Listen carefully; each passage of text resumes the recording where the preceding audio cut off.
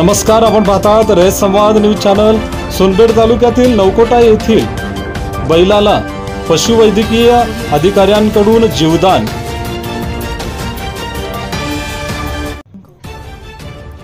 सोनपेठ तालुक्यातील नवकोटा येथील शेतकरी युवासेना तालुका समन्वयक बागू शेख यांच्या उच्च किमतीच्या बैलाला कर्करोग हा आजार झाला होता।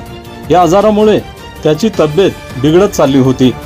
त्याने खाणे-पिणे सोडून दिले असताना त्याला चालण्यास बसण्यास त्रास होत असल्यामुळे शेतकरी बागू शेख यांनी सोनपेठ येथील पशुवैद्यकीय अधिकारी डॉक्टर पंडित राठोड यांच्याशी संपर्क साधला व बैलाच्या आजाराबाबत माहिती दिली।